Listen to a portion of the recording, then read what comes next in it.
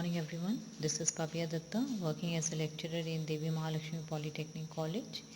Today I am going to start with the next topic of last topic of fourth chapter, that is transducer. So here we are going to see the next types of transducers. So first we'll take the overview whatever we have studied in the previous lecture. So a transducer is an electronic device that converts energy from one form to another. The process of converting energy from one form to another is known as transduction. Some common examples of transducers include loudspeakers, microphones, thermometers and LEDs. As shown in this figure, electrical transducer will produce an output which has an electrical energy. The output of electrical transducer is equivalent to the input which has non-electrical energy. To determine the exact magnitude of the physical forces such as temperature and pressure is difficult. But if these physical forces are converted into an electrical signal, then their values can be easily determined using a meter. Now we'll talk about the need of transducer. So it is quite difficult to determine the exact magnitude of the physical forces like temperature, pressure, etc. But if the physical force is converted into an electrical signal, then their value is easily measured with the help of the meter. The transducers convert the physical forces into an electrical signal, which is shown in this figure, which can be easily be handled and transmitted for measurement. The following are the advantages of converting the physical quantity into an electrical signal. First, the attenuation and amplification of the electrical signals are very easy. The electrical signal produces less friction error. The small power is required for controlling the electrical systems. The electrical signals are easily transmitted and processed for measurement. The component used for measuring the electrical signal is very compact and accurate. Now we'll talk about the parts of a transducer. So there are two important parts of transducer, sensing element and transduction element. Transducers have other vital parts such as signal processing equipment, amplifiers and power supplies. So first we'll talk about the sensing element. So it is the part of a transducer that responds to the physical sensation. Second, the response of the sensing element depends on the physical phenomenon.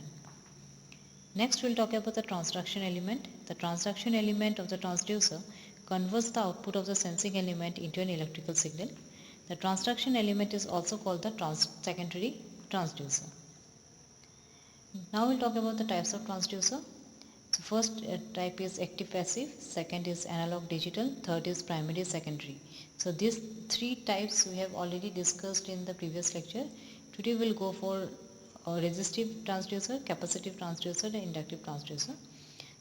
The transducer and inverse transducers are not in your syllabus. So we'll only discuss about the resistive, capacitive and inductive transducer.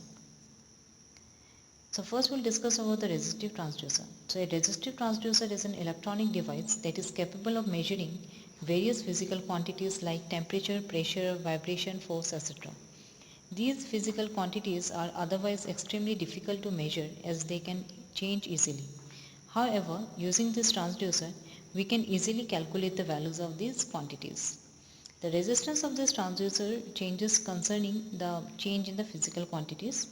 These transducers can function in both primary as well as in secondary mode, but most of the time it is used as secondary. This is because the output of the primary transducer can be given as an input of this transducer. The primary transducers are used in the conversion of physical quantities to mechanical signals, while the secondary transducers are used to convert the physical quantities to electrical signals directly without first converting them to mechanical signals. The resistive transducers are of different types like resistive pressure transducers, thermistors, resistors, LDR, etc.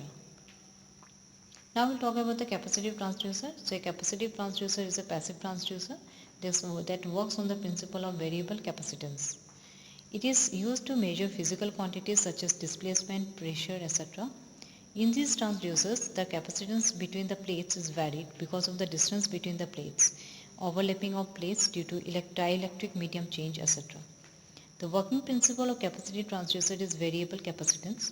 As per its structures, these are having two metal plates, bottom plate and top plate, which are maintaining the distance between them. In between them, dielectric medium can be filled, such as air, So the distance between these two metal plates and position of the plates can change the capacitance. So variable capacitance is the principle of these transducers. The capacitance of the variable capacitor can be measured by this formula, C equal to epsilon naught epsilon R A upon D. Now we'll talk about the inductive transducer. So it is the self-generating type, otherwise the passive type transducer. The first type like uh, the first type like self-generating uses the principle of fundamental electrical generator.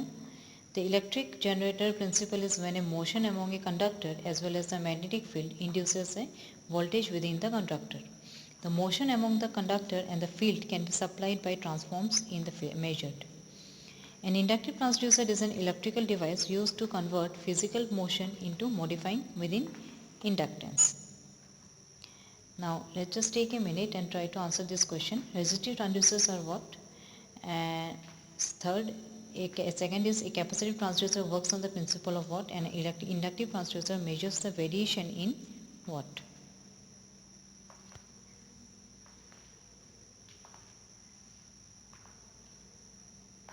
I hope you have got the answer. So resistive transducers are both either primary transducer and secondary transducer. Answer C is correct, either A or B. Capacitive transducer works on the principle of capacitance, and inductive transducer measures the variation in self-inductance. I hope you have understood the concept of transducer, the other parts of transducer. Thank you.